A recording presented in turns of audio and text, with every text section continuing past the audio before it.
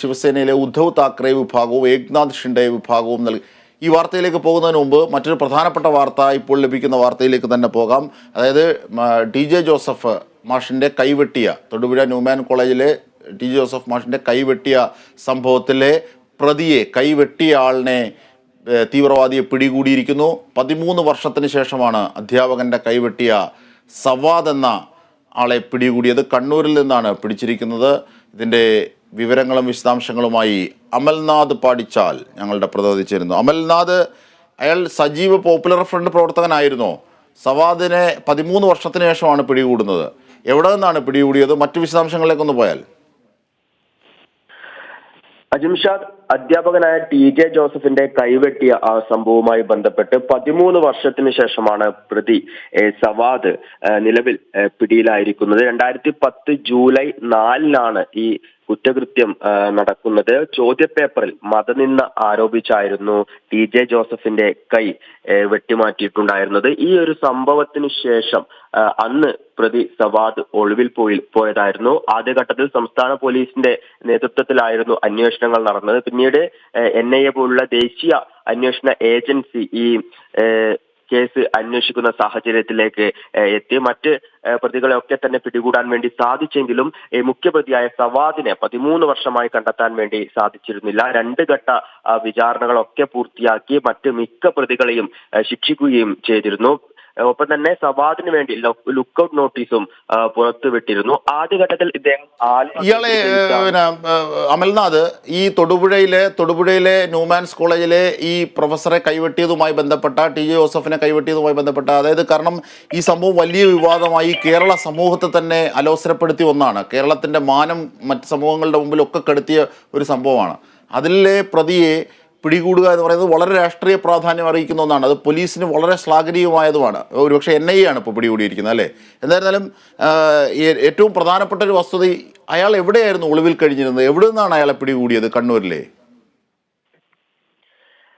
അജിംഷാദ്, ഇദ്ദേഹം എവിടെയായിരുന്നു ഒളിവിലുണ്ടായിരുന്നത്, എങ്ങനെയാണ് ഇദ്ദേഹത്തെ പിടികൂടിയതെന്നുമായി ബന്ധപ്പെട്ടുള്ള കൂടുതൽ വിവരങ്ങളും നിലവിൽ പുറത്ത് വിട്ടിരുന്നില്ല. ഈ ഒരു സംഭവവുമായി ബന്ധപ്പെട്ട ആദ്യഘട്ടത്തിൽ ഇദ്ദേഹം ആലുവയിലും പിന്നീട് ബാംഗ്ലൂരിലേക്ക് ഇദ്ദേഹം മാറിയിരുന്നു. അത്തരത്തിലുള്ള വിവരങ്ങളായിരുന്നു അന്വേഷണ ഏജൻസികൾക്ക് ലഭിച്ചിട്ടുണ്ടായിരുന്നത്. അതുമായി ബന്ധപ്പെട്ട് ബാംഗ്ലൂരിലടക്കം അന്വേഷണങ്ങൾ നടത്തിയിരുന്നു. പിന്നീട് NIAയുടെ നേതൃത്വത്തിൽ പാകിസ്ഥാൻ, ദുബായ്, അഫ്ഗാനിസ്ഥാൻ, നേപ്പാൾ എന്നീ രാജ്യങ്ങളിലേക്കും ഈ അന്വേഷണം വ്യാപിച്ചിരുന്നു. ഇതിനിടയിൽ സിറിയയിലേക്ക് ഇദ്ദേഹം പോയിട്ടുണ്ടെന്ന വിവരം ലഭിച്ചിരുന്നു. എന്നാൽ ഈ വിവരങ്ങളൊന്നും മുഖവിലക്കെടുക്കാതെ അദ്ദേഹം കേരളത്തിലുണ്ട് എന്ന ആ ഒരു ഉറപ്പിന്മേൽ കേരളത്തിൽ കൂടുതലായി അന്വേഷണങ്ങൾ അടുത്ത കാലത്തായി നടന്നിരുന്നു. ഇതിന്റെ അടിസ്ഥാനത്തിലാണ് നിലവിൽ ഇപ്പോൾ കണ്ണൂരിൽ നിന്നും സവാദിനെ പിടികൂടിയിട്ടുള്ളത്. ഇദ്ദേഹം കണ്ണൂരിൽ ഒളിവിലായിരുന്നോ അല്ലെങ്കിൽ മറ്റ് ഇടങ്ങളിൽ ഒളിവിൽ നിന്നതിന് ശേഷം കണ്ണൂരിലേക്ക് ഈ അടുത്ത കാലത്തായി വന്നതാണോ,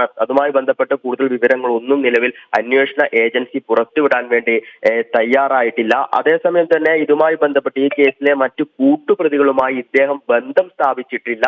അതുകൊണ്ട് തന്നെയാണ് ഈ 13 വർഷമായും ഇദ്ദേഹത്തിന് ഒളിവിൽ താമസിക്കാൻ വേണ്ടി സാധിച്ചിട്ടുണ്ടായിരുന്നത്. അതുകൊണ്ട് തന്നെ അന്വേഷണ ഏജൻസിക്ക് ഇദ്ദേഹത്തെ കുറിച്ചുള്ള വ്യക്തതകൾ ലഭിക്കാൻ വൈകിയിരുന്നു. അതാണ് ഇദ്ദേഹത്തെ ഈ 13 വർഷമായി ഈ അന്വേഷണ ഏജൻസിയിൽ നിന്നും മാറ്റി നിർത്തിയത്, അല്ലെങ്കിൽ അന്വേഷണ ഏജൻസി കണ്ടുപിടിക്കാൻ സാധിക്കാതിരുന്നത് എന്ന് പറയേണ്ടിയിരിക്കുന്നു. ഇന്ന് കണ്ണൂരിൽ നിന്നും ഇദ്ദേഹം പിടിയിലായി. ഇന്ന് വൈകുന്നേരം കൊച്ചി കോടതിയിൽ ഇദ്ദേഹത്തെ ഹാജരാക്കും. അജിംഷാ, തീർച്ചയായും. അതായത് NIA ആണ്, ദേശീയ അന്വേഷണ ഏജൻസിയാണ് പിടികൂടിയത്, അല്ലേ സവാദിനെ?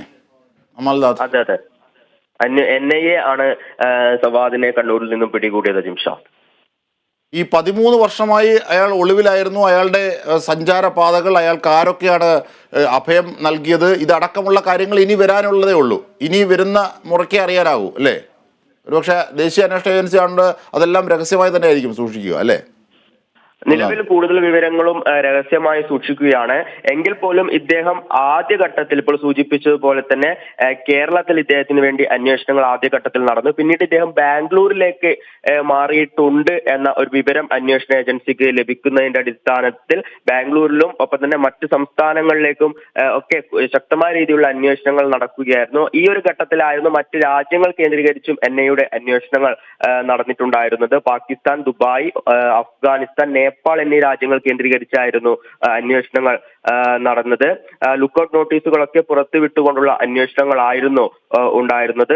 ഇതിനിടയിലാണ് സിറിയയിലേക്കും അന്വേഷണം വ്യാപിച്ചത്. അതായത് ഇദ്ദേഹം സിറിയയിലേക്ക് പോയിട്ടുണ്ട് എന്ന വിവരങ്ങൾ, അതായത് രഹസ്യ വിവരങ്ങൾ കിട്ടിയിട്ടുണ്ടായിരുന്നു. ഇദ്ദേഹത്തെ സിറിയയിൽ വെച്ച് കണ്ടിട്ടുണ്ടായിരുന്നു എന്ന വിവരങ്ങളായിരുന്നു ലഭിച്ചിട്ടുണ്ടായിരുന്നത്. ഇതിന്റെ അടിസ്ഥാനത്തിൽ സിറിയയിലേക്കും ആദ്യഘട്ടത്തിൽ അന്വേഷണങ്ങൾ നടത്തിയെങ്കിലും പിന്നീട് കൂടുതലായി സംസ്ഥാനം കേന്ദ്രീകരിച്ചുള്ള അന്വേഷണങ്ങളാണ് നടന്നുകൊണ്ടിരുന്നത്. ഇതിന്റെ അടിസ്ഥാനത്തിലാണ് കണ്ണൂരിൽ നിന്നും ഇദ്ദേഹത്തെ പിടികൂടിയത്. അതേസമയം തന്നെ ഇദ്ദേഹം കണ്ണൂരിൽ നാളുകളായി രഹസ്യമായി ഒളിവിലായിരുന്നോ അതോ ഇതിനിടയിൽ കണ്ണൂരിലേക്ക് ഇടയ്ക്ക് എത്തിയതാണോ, അതുമായി ബന്ധപ്പെട്ട കൂടുതൽ വിവരങ്ങളൊന്നും നിലവിൽ ഇപ്പോൾ ദേശീയ അന്വേഷണ ഏജൻസി പുറത്തുവിട്ടിട്ടില്ല. ജിംഷ, തീർച്ചയായും വളരെ ഗൗരവമുള്ളതായിരുന്നു. കാരണം ഈ ക്വസ്റ്റ്യൻ പേപ്പറിൽ ഉള്ള ഒരു ചോദ്യം അത് മതനിന്ദാപരമാണ് എന്ന് പറഞ്ഞുകൊണ്ടാണ് TJ ജോസഫ് മാഷിനെ ആക്രമിക്കുന്നതിലേക്കൊക്കെ പോയത്. അതിന് മുമ്പ് തന്നെ അതുമായി ബന്ധപ്പെട്ട സംഭവ വികാസങ്ങൾ ഉണ്ടായിരുന്നു.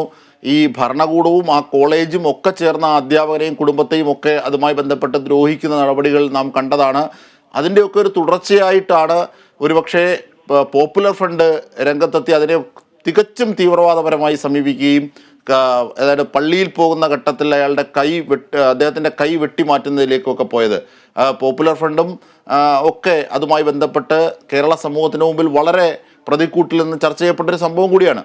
അപ്പോൾ അത് 13 വർഷത്തിന് ശേഷം ദേശീയ ഏജൻസിയുടെ പിടിയിലേക്ക് ആ കൈ വെട്ടിയ ആൾ തന്നെ കുടുങ്ങുന്നു എന്നുള്ളതാണ്. യഥാർത്ഥത്തിൽ ആ കൃത്യമായി ചെയ്ത അവരൊരു സംഘമായിരുന്നു ഓമ്നി വാനിലോ മറ്റോ എത്തി ഈ ദ്രോഹം ചെയ്തിരുന്നത്. പക്ഷേ ഈ കൈ കറക്റ്റായി നേരിട്ട് വെട്ടിയ ആളാണോ ഈ സവാദ്?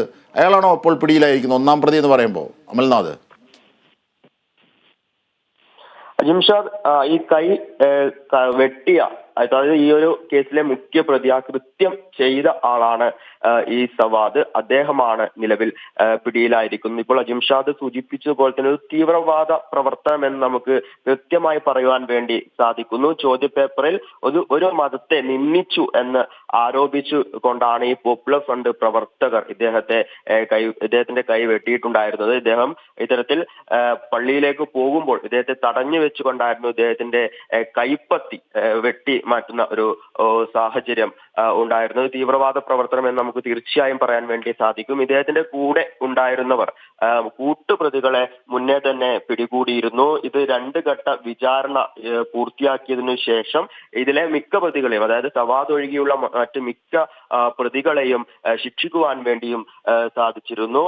അതേസമയം തന്നെ ഈ ഒരു കേസ് അല്ലെങ്കിൽ ഈ ഒരു കുറ്റകൃത്യം നടന്നതിന് ശേഷം പിന്നീട് സവാദ് ഇവരിൽ നിന്നും രക്ഷപ്പെട്ട്, അന്വേഷണ ഏജൻസികളിൽ നിന്നും രക്ഷപ്പെട്ട് ഒളിവിൽ പോവുകയായിരുന്നു. ഒപ്പം തന്നെ ഈ കൂട്ടുപ്രതികളുമായി അദ്ദേഹം ഒരു തരത്തിലുള്ള ബന്ധം സ്ഥാപിച്ചിരുന്നില്ല. ഫോൺ വഴിയാണെങ്കിൽ പോലും അവരെ ബന്ധപ്പെടുവാൻ വേണ്ടി ശ്രമിച്ചിട്ടുണ്ടായിരുന്നില്ല എന്നതാണ് സവാദിന് രക്ഷയായത് എന്നത് കൂടി പറയേണ്ടിയിരിക്കുന്നു. അതുകൊണ്ട് തന്നെ ഇദ്ദേഹത്തെ കണ്ടെത്താൻ അന്വേഷണ ഏജൻസികൾ വളരെയധികം ബുദ്ധിമുട്ടുന്ന ഒരു സാഹചര്യം ഉണ്ടായി.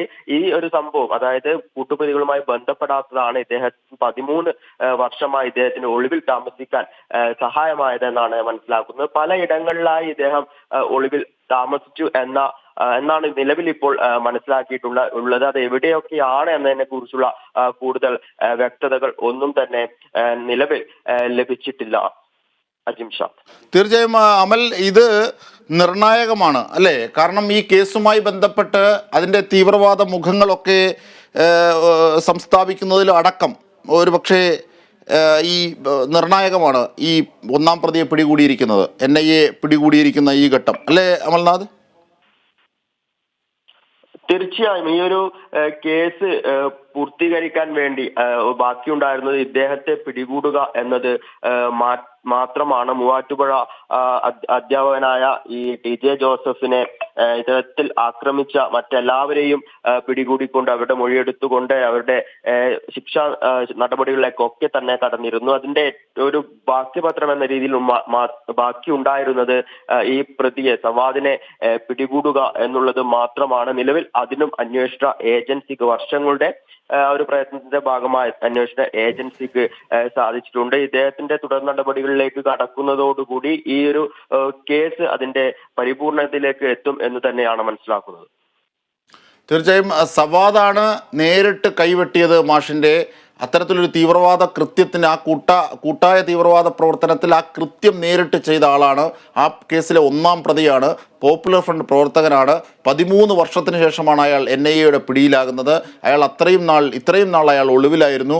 അധ്യാപകന്റെ കൈവെട്ട് കേസിലെ നിർണായകമായ വഴിത്തിരിവ് എന്ന് തന്നെ ഈ സംഭവത്തെ പറയാം. ഒന്നാം പ്രതിയായ സവാദ് കണ്ണൂരിലാണ് പിടിയിലായത്. പലയിടങ്ങളിലും അയാൾ ഒളിവിൽ താമസിച്ചിരുന്നു എന്ന വിവരങ്ങൾ അനൗദ്യോഗികമായി ലഭിച്ചിരുന്നു. പക്ഷേ ഒന്നാം പ്രതിയെ പിടികിട്ടുക വഴി ഒരുപക്ഷെ ഈ കേസിൻ്റെ തന്നെ നിർണായകമായ വഴിത്തിരിവ് രൂപപ്പെടുത്തും. ഒരുപക്ഷെ TJ ജോസഫ് മാഷ് ആ പ്രതികൾക്കൊക്കെ പരസ്യമായി മാപ്പ് കൊടുത്തിരിക്കാം. പക്ഷേ വ്യക്തി എന്ന നിലയിൽ അദ്ദേഹത്തിന് അത് ചെയ്യാം, അദ്ദേഹത്തിൻ്റെ വിശാല ഹൃദയം. പക്ഷേ സമൂഹം എന്ന നിലയിൽ, നിയമവ്യവസ്ഥ എന്ന നിലയിൽ, ലോ ആൻഡ് ഓർഡർ എന്ന നിലയിൽ, ഒരു ലോ ലാൻഡ് എന്ന നിലയിൽ നമ്മുടെ സമൂഹത്തിന് അത്തരത്തിൽ മാപ്പുകൾ കൊടുക്കാനാകില്ല. അതുകൊണ്ട് തന്നെ കൃത്യമായി ആ തീവ്രവാദത്തെയും അതിൻ്റെ വേരുകളെയും അറക്കേണ്ടതും അത് നിയമത്തിൻ്റെ മുന്നിൽ കൊണ്ടുവരേണ്ടതിൻ്റെയും അനിവാര്യതയുണ്ട്. അത്തരം ചില അനിവാര്യമായ നിയമപ്രക്രിയകളുടെയും നടപടികളുടെയും ആത്യന്തിക ഫലവും അല്ലെങ്കിൽ അതിൻ്റെ നിർണായകമായ നാന്ദിയുമാണ് ഒന്നാം പ്രതിയായ സവാദിനെ പിടികൂടിയത് എന്ന് തന്നെ കാണേണ്ടതുണ്ട്. കാരണം അതിൻ്റെ രാഷ്ട്രീയ മാനങ്ങളുണ്ട്, അതിൻ്റെ സാമൂഹികമായ ആപത്തുകളുണ്ട്. അല്ലേ അമൽനാഥ്? തീർച്ചയായും കേരളത്തിൽ ഇത്തരത്തിലൊരു സംഭവം നടന്നു എന്ന് പറയുമ്പോൾ, അതായത് തീവ്രവാദ പ്രവർത്തനം നടന്നു എന്ന് പറയുമ്പോൾ ഏറെ ഗൗരവത്തോടു കൂടിയായിരുന്നു കേരള സമൂഹം ഈ ഒരു വിഷയത്തെ കണ്ടിരുന്നത്. അതും ഈ ഒരു പരിശോധനകളിലും അത് കാണുവാൻ വേണ്ടി സാധിച്ചിരുന്നു. ഉടൻ തന്നെ ഇതിന്റെ പുറകിൽ പ്രവർത്തിച്ച പ്രതികളെ പിടികൂടുവാനുള്ള ആ ഒരു രീതിയിലേക്ക് അന്വേഷണ ഏജൻസികൾ മാറിയിരുന്നു. എന്നാൽ ഇദ്ദേഹത്തെ, അതായത് മുഖ്യപ്രതിയായ ഈ TJ ജോസഫ് മാഷിന്റെ കൈ വെട്ടിമാറ്റിയ ആ ഒരു കേസിൽ മുഖ്യപ്രതിയായ സവാദിനെ പിടികൂടാൻ വേണ്ടി വർഷങ്ങൾ കാത്തിരിക്കേണ്ടി വന്നു എന്നത് ഒരു പോരായ്മയായി കൂടി നമുക്ക് എടുത്ത് പറയേണ്ടി ഇരിക്കുന്നു. ഒരുപക്ഷെ ഇദ്ദേഹത്തിന് ഇത്തരത്തിൽ ഒളിവിൽ കഴിയാൻ വേണ്ടി പല ഭാഗങ്ങളിൽ നിന്നും അല്ലെങ്കിൽ പല ആളുകളുടെയും സഹായം ലഭിച്ചേക്കാമെന്ന് തന്നെയാണ് മനസ്സിലാക്കുന്നത്. അതുകൊണ്ടാകാം ഒരുപക്ഷെ ഇത്തരത്തിൽ വർഷങ്ങളായി ഇദ്ദേഹത്തിന് അന്വേഷണ ഏജൻസികളിൽ നിന്നുമൊക്കെ അവരുടെ കണ്ണു വെട്ടിച്ചുകൊണ്ട് മാറി നിൽക്കാൻ വേണ്ടി സാധിച്ചിട്ടുണ്ടായിരുന്നത്.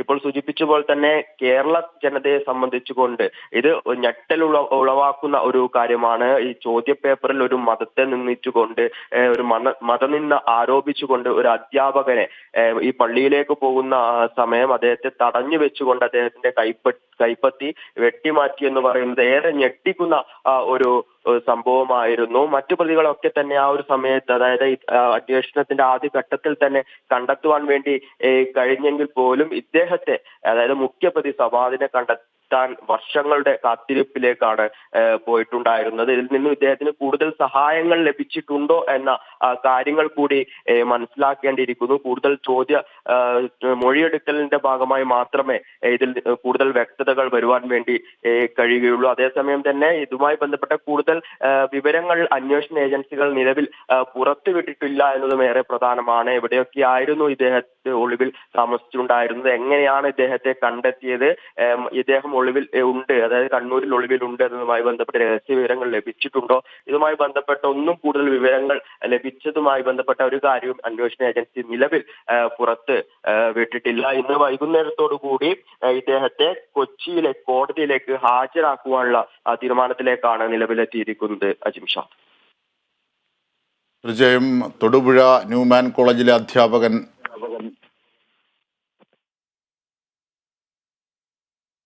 പ്രൊഫസർ TJ ജോസഫിന്റെ കൈവെട്ടിയ കേസിലെ ഏറ്റവും പ്രധാനപ്പെട്ട നിർണായകമായ വഴിത്തിരിവിലേക്ക് എത്തിയിരിക്കുന്നു. അതിലെ ഒന്നാം പ്രതി, ആ കൈവെട്ട് കൃത്യം നടത്തിയ ആൾ, ആ സംഘത്തിലെ കൈവെട്ട് കൃത്യം നടത്തിയ ആൾ കാരശ്ശേരി മാഷ് കൂടി ഈ ഘട്ടത്തിൽ നമ്മോടൊപ്പം ചേരുന്നു. കാരശ്ശേരി മാഷ്, സമൂഹത്തെ തന്നെ അലോസരപ്പെടുത്തിയ നിരവധി വിഭാഗീയതകൾക്കൊക്കെ കാരണം ആയിട്ടുള്ള ഒരു വലിയ സംഭവമാണ് ഈ തൊടുപുഴ ന്യൂമാൻ കോളേജിലെ അധ്യാപകൻ്റെ കൈവെട്ടിയത്. ആ അധ്യാപകനോട് ആ കോളേജും ഭരണകൂടവും ഒക്കെയാണ് ആദ്യം കുറ്റകൃത്യം ചെയ്തത്. എന്നിരുന്നാൽ പോലും ഒരു തീവ്രവാദ ആക്രമണം എന്ന നിലയിൽ അദ്ദേഹത്തിൻ്റെ കൈ വെട്ടി മാറ്റിയ ആ കേസിലെ നിർണായകമായ ഒന്നാം പ്രതി, ആ കൃത്യം ചെയ്ത ആളെയാണ് ഇപ്പോൾ 13 വർഷങ്ങൾക്ക് ശേഷം പിടികൂടിയിരിക്കുന്നത്. എങ്ങനെയാണ് ഇതിനെ കാണേണ്ടത് മാഷ്? ഇത് കേരളത്തിലെ പോലീസിന്റെ വീഴ്ച എത്ര